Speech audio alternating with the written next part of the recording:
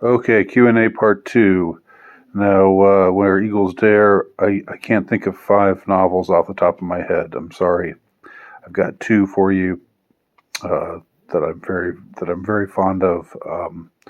One is Heart of Darkness by Joseph Conrad, and the other is The Great Gatsby, which I know some people will think makes me a Philistine or whatever because it's a popular novel and everybody knows about it and all of that. And it was made into a movie recently with Leonardo DiCaprio, and so they just sort of don't think don't think that highly of it, or somehow think it's demoted from great literature. But if you read it, it's beautifully written. Um, and the same goes for Heart of Darkness. Even though Heart of Darkness is a difficult read, it's kind of it's a little bit of a slog at times, but both so well structured, and uh,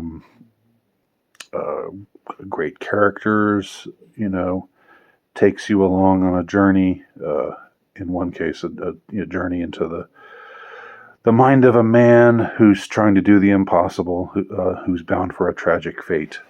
That's the Great Gatsby, and in a way, I guess the Heart of Darkness is the same thing. Kurtz is kind of the same way.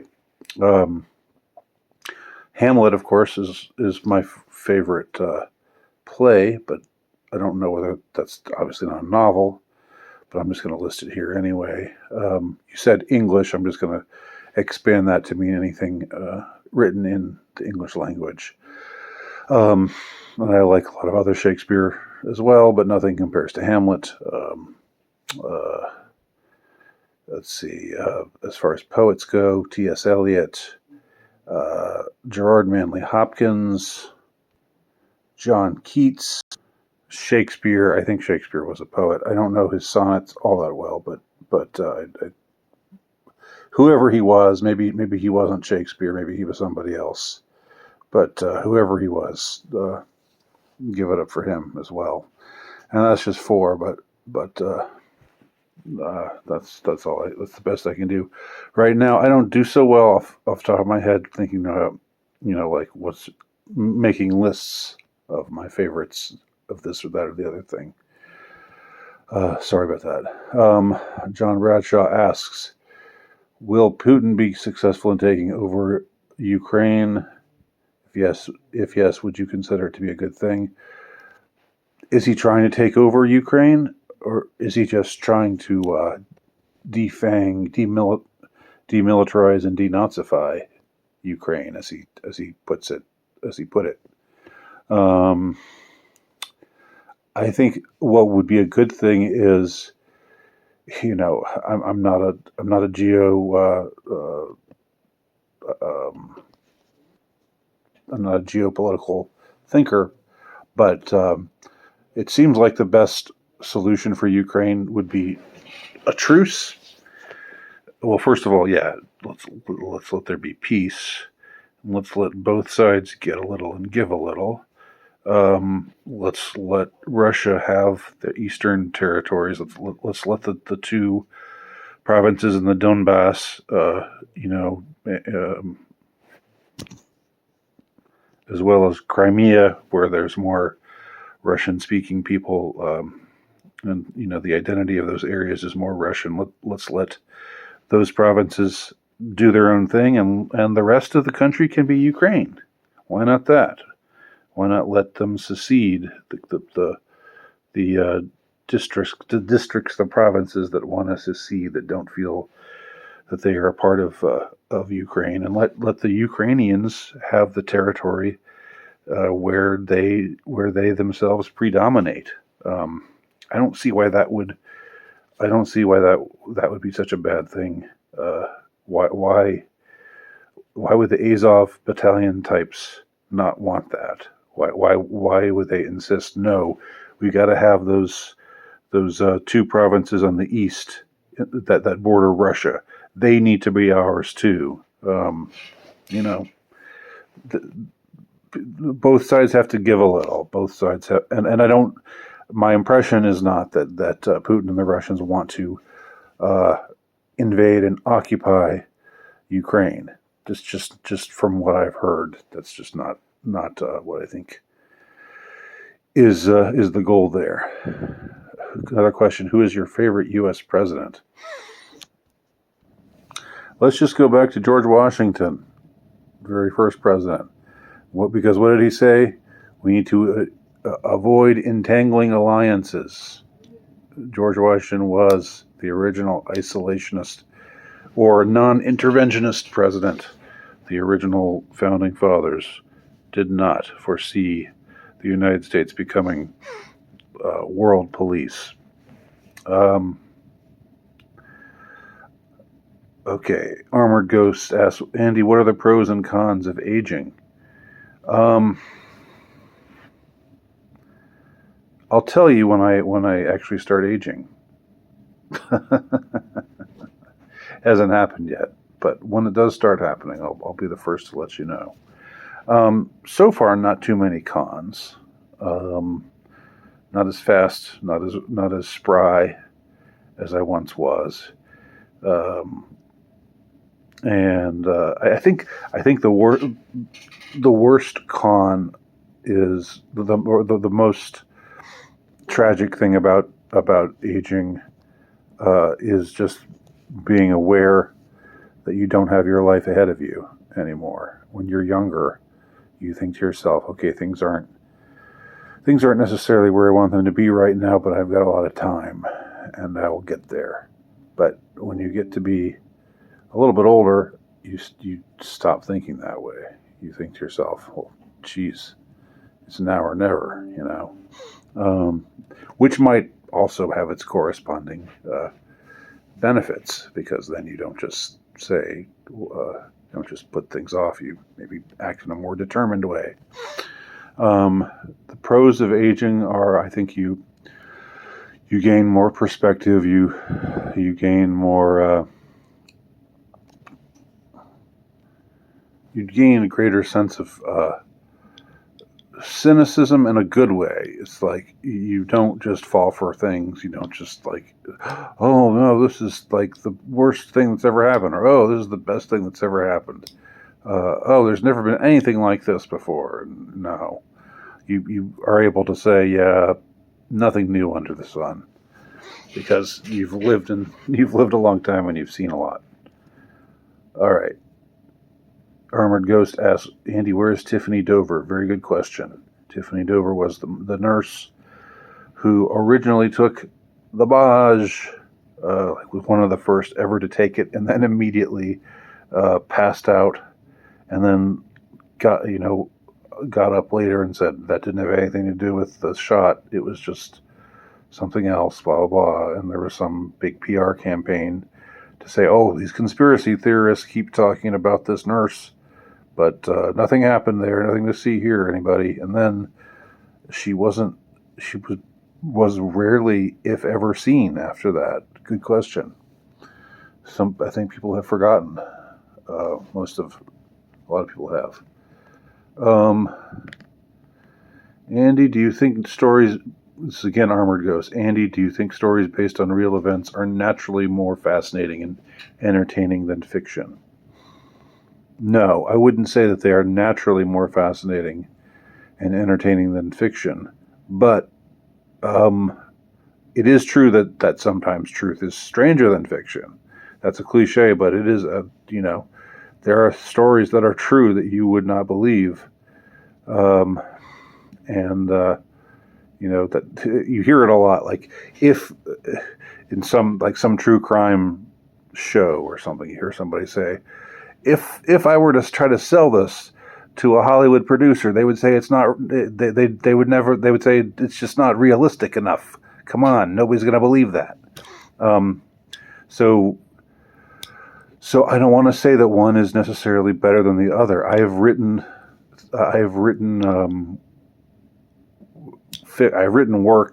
fiction that are based on actual events, and sometimes are like almost autobiographical. And I've also written work that has, it's not in any way autobiographical and not based on real events in any way, except in some extrapolatory way, I suppose. So no, I don't think they're more fascinating and entertaining, but they're often stranger. Toronto Bible Study asks, "Are you a shill?" Now, if I were a shill, would I tell you? Okay, yeah, I'm a shill. I'm a shill. Okay, you made me admit it. I'm a shill. Two Pyramid asks, "Are you a morning person?" No, not at all. Now I do have to. I don't. I don't just sleep through. Like when I was younger, I would just. I could. I was like a night owl, and I could like when I was in college or high school, or whatever. I could stay up real late till 2 or 3 in the morning, and then sleep till noon or 1 in the afternoon. Rarely do I do that anymore. But I would still say I'm a night person. And it's night right now. That's why I'm so bright-eyed and bushy-tailed. Now in the morning, I just don't want to. I don't want to have conversations with people. I don't want to. The worst thing is people who are like really get in your face and want to know all kinds of stuff in the morning. Like want to greet you very heartily and in the morning. I'm just sort of like, all right, a little too early for that. Indie Phantom says, "Hi, Andy. As a fellow cinephile, I always enjoy your takes on films, both new and old. Thank you. Do you have a favorite cinema in your area, or do you tend to watch movies at home?" I don't have a favorite cinema. I've never really felt like sentimental about places, although I do like to go. I still like to go out to the cinema, to movie theaters. Just because my mind is, I'm somebody like, I have a very rich interior monologue, and it needs to just be, I need to just be still for a time. And I think movies take me out of myself better than anything else that I can think of. For some people, it's video games, computer games. I was born too early, maybe, or I just never got the video game bug. My son loves computer games, but I can see how they would serve that purpose for some people, but for me, it's movies that primarily do the trick. Indie Phantom goes on to ask, in the age of YouTube, TikTok, and streaming, do you think traditional cinema going will have a resurgence, as it did with the New Hollywood in the 70s, or this is that ship sailed for good? I don't know. I don't really want to save the industry, because the industry reeks of corruption and degeneracy. I do want to save the form. And yes, I believe you can separate the form from the industry or the business.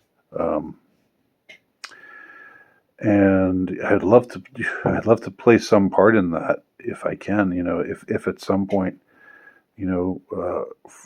over the paltry amount of time that I have left on this earth, if I actually run into some money, and I can do something to to help produce a parallel Hollywood, to help structure a parallel, an alternative to what we're force fed, then I would be flattered to be a part of that.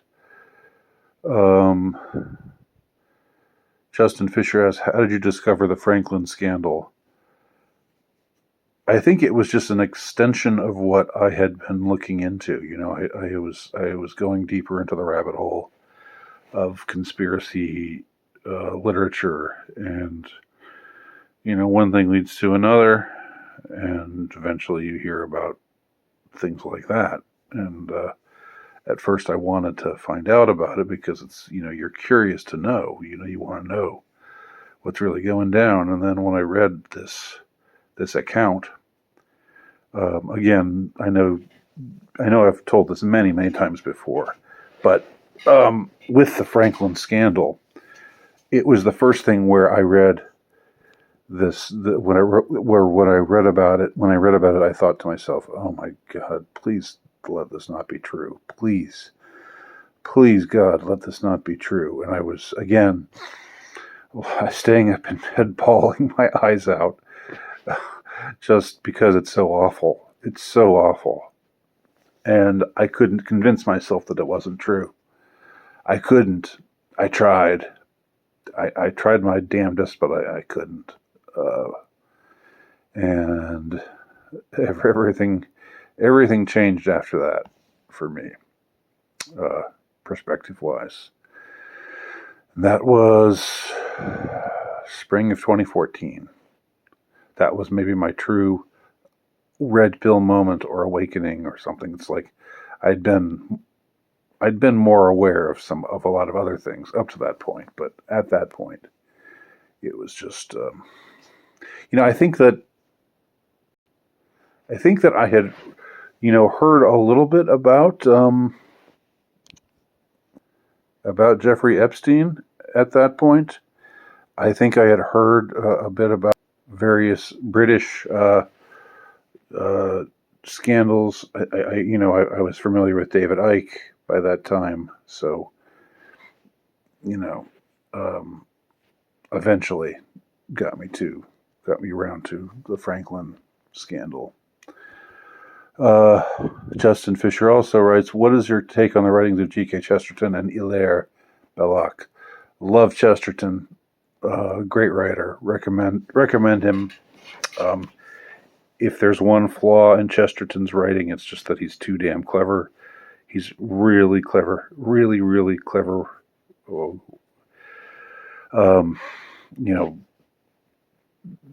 Throwing out paradoxes that are very very compelling and all of that.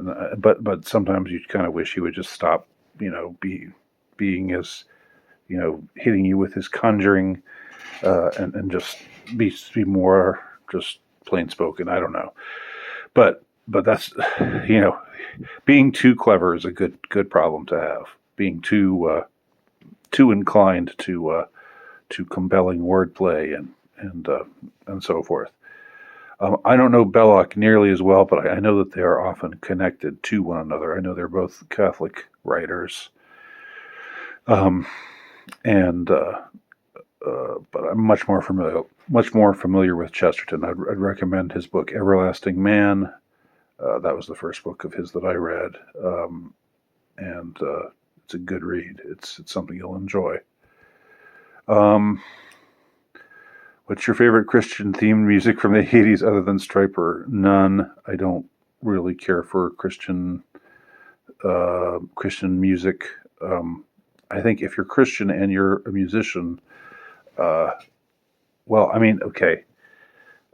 I don't care for contemporary praise music. I think contemporary praise music is just not my thing at all. I like the hymns. I like old style hymns, the formality of the old style hymn. I think if you're a Christian and you're like playing pop music, or rock or whatever, some other contemporary style of music, my opinion is that you shouldn't be like a preaching type of guy. It should inform your art without becoming the entirety of it. Just like you could call me a Catholic writer, even though, I'm not. I'm the first to admit that I struggle with faith issues, and I'm not your go-to apologist by any stretch. But it certainly does inform my work, and I think it should inform the work of an artist.